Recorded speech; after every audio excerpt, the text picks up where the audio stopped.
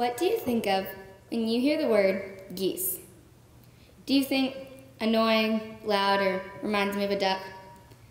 Honestly, I think about being a leader. In 4th grade, I learned that geese fly in a flock that looks like a V. At the tip of the V, there's the leader of the flock, leading the others to their next migration site.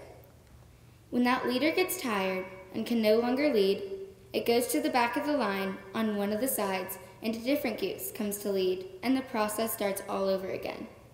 Geese also offer another lesson in leadership. When one goose falls, another goose follows it down and nurtures it back to health, or nurtures it until it can no longer live. After the sick or injured goose has either recovered or died, the geese fly until they can find their flock again. Geese give us a good lesson on compassionate leadership. So does my Torah portion. My Torah portion today, the story of Moses demanding that Pharaoh let God's people go, offers examples of leadership that I found very intriguing.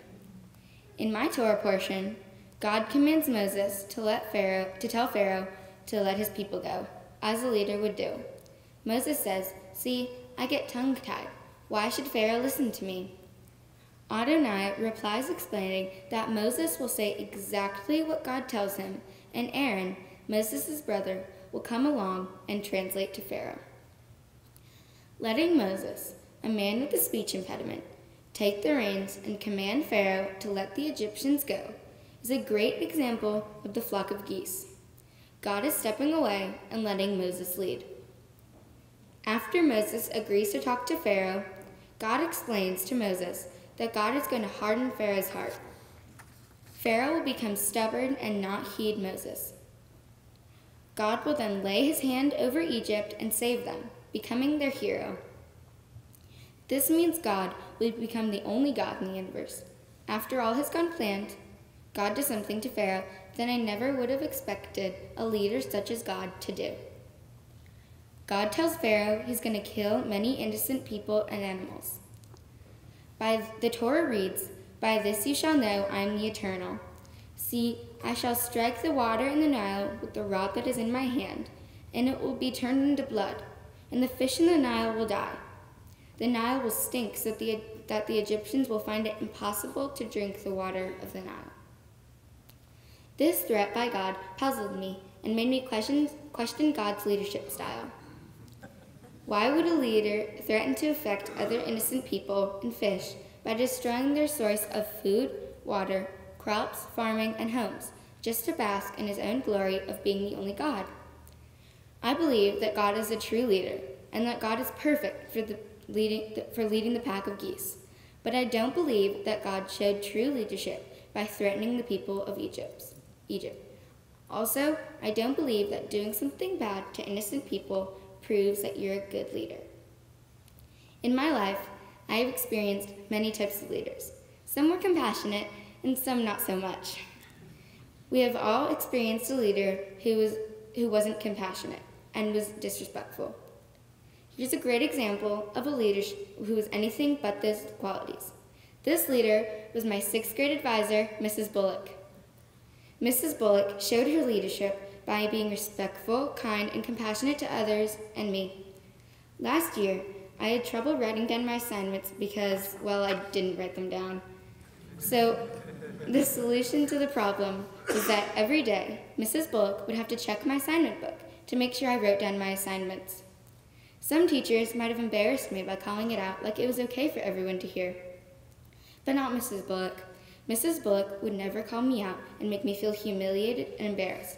She would just quietly let me know that she was going to check them at that time, and it made me feel really safe.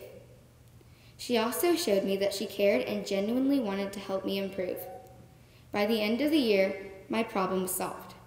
Mrs. Bullock helped me prepare for the 7th grade and showed me the true assets of a good leader and a great teacher. Compassion isn't just being sweet and warm. You can also be firm. Another compassionate leader I had was my basketball coach, Coach Kaiser. He was always compassionate to me because he was nice and helpful, but he was also firm with my teammates and me. He coached me from 2nd grade up until the end of 6th grade. Coach Kaiser was the best coach I've ever had. He would yell, but in a compassionate, helpful way, until my teammates and I got the drill down solid. He never once scared me, honestly. He taught me to be the best basketball player I could be, even if I was playing the position I didn't always like. He also taught me and my fellow forwards to rotate, and my other teammates and I to pass.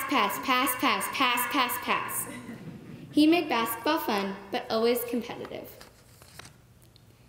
This weekend is Martin Luther King Day weekend. Martin Luther King Jr. is an example of a compassionate leader whose mission was the exact same as God's mission, to free their people. But Dr. King did the opposite of what God did. He never once threatened to kill people. He gave speeches and did walk-ins and sit-ins to show that he and the rest of the African American people were normal people. If you cut open a white person and an African American person, you would find the exact same thing. That is all Dr. King was trying to prove, that African Americans should be free.